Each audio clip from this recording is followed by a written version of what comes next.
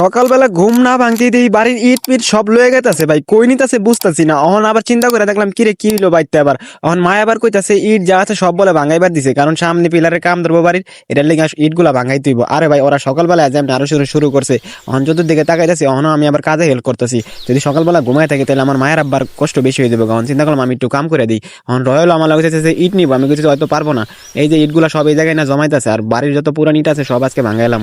অহন আবার এদিক ওদিক তাকাইতেছি, সকাল ভোর ভাই, এরা গাড়ি গুড়ি লয়ে অস্থির হয়ে গেছে। কারণ গাড়ি গুড়ি লয়েছে ইট ভাঙানোর লিগে, আমার হাতে দিয়ে ঠোয়া পড়ে গেছে। সকালবেলা ইট ধরতে না আসলে হাতে ঠোয়া পড়ে যায়। রয়্যাল যে আপনি খেলা শুরু করে দিছে ভাই, গাড়ি দিয়ে কয় মনে করছে আজকে বাড়িতে মনে কোনো অনুষ্ঠান, আর কোনো অনুষ্ঠান হলেই হয় এমন খেলা শুরু করে দেয়। অনলগে আমি একটু খেলা শুরু করে দিলাম, ইট আনা শেষ করলাম, বাড়ির পাশে দাঁড়াইলাম। অনলগে আবার একটু খেলা করতেছি, আর হয়তো যা আনন্দ করতেছে ভাই আমি বুঝতেছি না কি হইলো হঠাৎ করে। আর এখন যাই হোক ভাই, সব মিলে মনে করেন আলহামদুলিল্লাহ ভালোই লাগতেছে। সকাল ভোরে ঠান্ডা ঠান্ডা ইট আনা হইতাছে, আর এইদিকে তারা সে সুন্দর করে কাজ করতেছে। কিছুক্ষণ পর ইট গুলা ভাঙানোর চেষ্টা করবে, কারণ ইট না ভাঙাইলে মনে করেন ইটের খোয়া আবার বাজার থেকে কিনতে গেলে ওইগুলো ভালো হয় না। এই জন্য চিন্তা করলো ইট ভাঙাই লইলে ভালো হয়। আবার দাদি এদিকে রস জাল দিতেছে। এখন মনে করেন যে রসগুলো আব্বা এবার নামায় আনছে, খাঁটি রস ভাই, আর কদিন পরে রস পাওয়া যাবে না, শীত অলরেডি অনেক কমে গেছে গা। এখন ভাবছি জিরা আবার লই নিলাম, এটা আমার কুলে ছাড়া থাকতেই পারে না। এখন আমার কুলে লই নিলাম ওরা, আর হেরা দিয়ে সুন্দর করে ইটগুলা নিতেছে। এখন আমার নতুন ইটও দিতে হইব, কারণ নতুন ইট না দিলে ভাই আমাকে হইব না। কারণ একদিকে হাতে আবার ওই পাশে সবগুলা গাছ কেটে লাইতেছে, এইদিকে নাকি পরিষ্কার করতে হইব সব। আজকে সব কাজ একবারে পড়ে গেল, আমাকে ইট ভাঙাইতেছে আর এইদিকে দিয়ে গাছ কাটা শুরু করে দিছে। সব মিলাই দিলে ঘুরতেছি, বাতিজি আর কুলেতে নামতেছে না ভাই, ওরা কুলে রেখে দিছি। ওখানে আরেকটা জিনিস চিন্তা করতেছি, ওইদিকে আমার মা আবার একা একা রান্না করতেছে, হ্যাঁ কি আবার একা একা পারবো নাকি। আশেপাশে ঘুরে দেখতেছি আর দেখি যে এরা কি সুন্দর করে গাছগুলার একেবারে পরিষ্কার করে নিল। ভাতিজির আর একটু রাস্তায় লয়ে গেলাম, হয়তো মনে করেন কুলে থাকতে চায় না, হয় কয় গাছে উঠবো। আমি কি তুমি কি গাছে উঠতে পারবা? ওনার একটু খাড়া করে রাখলাম, রয়্যাল আবার দেখতেছি খেলা করতেছে, হয়তো মনে করেন পুরো অবাক হয়ে গেছে, কিরে বাড়ি ঘরে তো পরিষ্কার হইতেছে, কি কারণে হয়তো বুঝতেছে না যে এইগুলা সব কাইটা ফেলতেছে আর ওইগুলা পরিষ্কার করতেছে। আর ওইদিকে আমি খালি একটাই কথা চিন্তা করতেছি যে মায় কি করতেছে ভাই, মায়া একা একা কি পারবো? কারণ ওইদিকে রান্না করতেছে, আবার মিস্ত্রি আছে তাদেরকে খাওয়ান দিতে হইব। এদিকে ভাতিজিরা দাঁড়া করে রাখলাম, ওই মনে করেন হাসি খুশিতেই সময় কাটাইতেছে, আর ওরা এমন লগে রেখে দিছি। আর ও আমার কুলেতে নামলেই ভাই থাকতে চায় না, কারণ কারো কুলে যায় বেশিক্ষণ থাকে না, আমার কুলে বেশিক্ষণ থাকে। ওরা লইলাম আর এইদিকে দিই ভাই, ওরা পুরা গাছগুলার কতক্ষণের মধ্যে পুরো ক্লিয়ার করে ওগো। এত কম সময় কেন লাগছে? কারণ ওরা মেশিন পত্র লইছে, এইগুলা দিয়ে গাছগুলারে সাইজ করে দিছে। এখন আমি বাতিজিরি লইয়া তারা ওরা করতেছি, বাজে তুই ভাঙো ইট ভাঙানো শুরু করে দিছে। এদিকে দিয়ে আমার এক ছোট বাইক নাই, ও ইট নিতেছে, কারণ ওইখানে আবার অগো ইটও ভাঙাই দেবো। মা আবার এতগুলা রান্নার আয়োজন করতেছে, বাসায় নাকি কিছু মেয়া বানাইবো।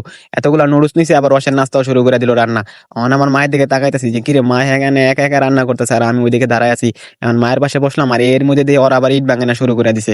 অগো ইট ভাঙানা কি দেখতে যাবো না মায়ের রান্না দেখতে যাবো, কিছুই বুঝতেছি না ভাই। ওইদিকে দিয়ে ঘুরতেছি, আর এই যে বাগানে আবার এইদিকে গাছগুলো সাফ করে লাইতেছে। আর ওরা দিয়ে তাড়াহুড়া করে মনে করেন ইটগুলার ভাঙাই লাইতেছে কতক্ষণের মধ্যে, আর ওরাও তাড়াহুড়া করতেছে গাছগুলার কতক্ষণে সাইজ করে একবার ক্লিয়ার করে লাইবো। আমি বাগানে আইলাম, আবার ওইদিকে গেলাম, কারণ ইটের সামনে না দাঁড়াইলে ওরা ভুলভাল ভাঙাই দিব। বড় খোয়া নয়তো ছোট করে লাইবো, নাহলে গুঁড়া করে লাইবো। অবশ্যই ইট ভাঙানোর আগে এই জিনিসগুলো খেয়াল রাখবেন। আব্বা এবার ওগুলো নাস্তা নুস্তা দিয়ে আবার লয়ে গেলো বাইতে মনে করেন ফ্লাস আর বিস্কিট। আমি আবার বাগান থেকে ঘুরে আবার ওই দিক দিয়ে বাইতে যাইতেছি। এদিকে দিয়ে আমার গাছের আতা ফল অনেক বড় হয়ে গেছে, কদিন আগে পাড়াতে আর একটা পায়রা লইলাম। মা আবার কইতাছে নুডলস রান্ধুমি, আমি কই না দরকার নাই, আপাতত তুমি রসের নাস্তা রান্নাই সবারই দাও।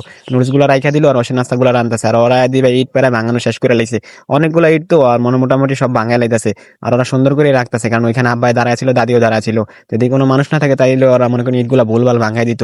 আর আপনারা একটু খেয়াল রাখবেন, যদি আপনারা বাড়ির ইট ভাঙান তাহলে অবশ্যই এই জিনিসটা খেয়াল রাখবেন যে আপনারা ওইখানে দাঁড়াইবেন কত নাম্বার ইট, ঠিক আছে, কি ইট দিতেছেন। আর ইটগুলা খেয়াল রাখবেন যে আপনারা যদি দুজন একসাথে ভাঙান, কারণ আমরা দুজন একসাথে ভাঙাইছি, আমাদের ইটগুলার একটা চিহ্ন ছিল, ওই নাম্বারগুলো আমরা দেখে তারপরে বুঝতে পারলাম যে এগুলো আমাদের ইট। এখনো আমাদের ইটই ভাঙাইতেছে, ওনাদের ইটগুলো এখনো ভাঙায়নি। তো আমাদের ইটগুলো এখনো ভাঙায়নি। এক চাচা হাই দিতেছে, কারণ চাচার থেকে অনেক ভালো লাগতেছে। সকাল সকাল সকাল এখন মনে করেন যে হালকা রোদ উঠে গেছে, আর হ্যাঁ করতে ভালোই লাগতেছে, সবাই কাজ করতেছে। আমি আবার দাঁতটা এখনো মাজি নাই, কারণ সকালে ভোর উঠছিলাম, এখনো মুখ ধোয় নাই। মায়ের দিকেও তাকায়, আর মায়ের মনে করেন রসের নাস্তা প্রায় রান্না শেষ করে লাইছে। এখন সবাই দিতে হইব একটু করে। আমি আবার কাছে ঠিক আছে তুমি রেডি করে রাখো, পরে দিও, কারণ ইট ভাঙানো শেষ না হলে এবার রসের নাস্তা দিতে পারবো না। দাদি আবার করতেছে আমার কাপড়টা একটু পরিষ্কার করে, আমি ঠিক আছে রাইখা দাও। এখন মনে করেন মা আবার একা কি করতেছে, আর আমি ভাই দাঁত ঘষতেছি। এখন মনে ইট ভাঙানো শেষ, টাকা কই না সুন্দর করে ওকে বুঝাই দিয়ে দিছে। আর ওরা মনে করেন সুন্দর করে ফিনিশ করে চলে যেতেছে গা। ওইদিকে দেখি গাছগুলো ওর সাইজ করে গেছে গা, ওরা টাকা পয়সা লিয়ে আসো সুন্দর দৌড়, ওকে কাম শেষ, আর আমগো কাম এখন শুরু। এই যে বাচ্চারা দেখি ভাই ইট লিয়ে খেলা করতেছে, আমগো এটাই পাশে, আর ছোট ইটগুলো ওই বাড়ির মানুষের। এখন মনে করেন আমরা আবার দাঁড়ায় আছি যে ইটগুলো বাইতে কিভাবে নিতে হয়, কারণ এই জায়গাতে বাইতে নিতে গেলেও সময় লাগবো। আবার রসের নাস্তাগুলো দেখতেছি, এখন রসের নাস্তা প্যাকেট করে ফুকুর বাইর যাইতেছি, আর রসের নাস্তা তাকে দিয়েই দিব। এখন আমি এবার যাইতেছি আটতে আটতে, আর রোদ আজকে মোটামুটি ভালোই লাগতেছে। দাঁত মাজা করলাম, রসের নাস্তা খাইলাম, আয় বললাম পুকুর বাসা আয় আজ দেখি রে ভাই ছোট ভাগ্নি ভাগ্নিরা এত খুশি হয়ে গেছে আমার দেখা। ওরা দেখি সুন্দর খেলা করতেছে, অন কাছে আমার কি খেলতে লইবানি, অন কাছে ঠিক আছে লোম তোমার, আমি কাছে না আমি খেলবো না। অন ফুপুকে বাসার থেকে আবার এলাম একটু পুষ্কুনি পারে, হ্যাঁ বাসায় এলে পুষ্কুনি পারে আয় আমি বেশি আয়। আবার দেখি যে দুইজন ফুফাতো ভাই একসাথে আইছে। যাই হোক একলাগে আড্ডা দেওয়ার পর বাজারে একটা দই লইলাম, দইটারে মনে করেন খায়া সাপা করে লাইলাম। দইটা খাইতে আমি খুব পছন্দ করি, দই আমার খুব পছন্দের একটা খাবার, আর খুব মজার দরকার ছিল দইটা, অন মনে করেন দইটা দেখতেও দেখতাছি ভালো, কতক্ষণ আগে বলে বানাইছে। দই খাইলাম, ফুফুর সাথে ঘুরে এলাম, ইট বাগানোর দেখলাম, সবই করলাম, ঘুরলাম ফিরলাম। এখন বাড়ি যেতে হইব, দইয়ের দামটা দিতে হইব, মিষ্টিগুলো দেখতাছি, চিন্তা করলাম মিষ্টি খেলে আবার গ্যাস হয়ে যাবো। এখন আবার দামটা দিয়ে সুন্দর করে বাড়ির উদ্দেশ্যে রওনা নিলাম। তো আসসালামু আলাইকুম, আজকে এই পর্যন্তই থাক।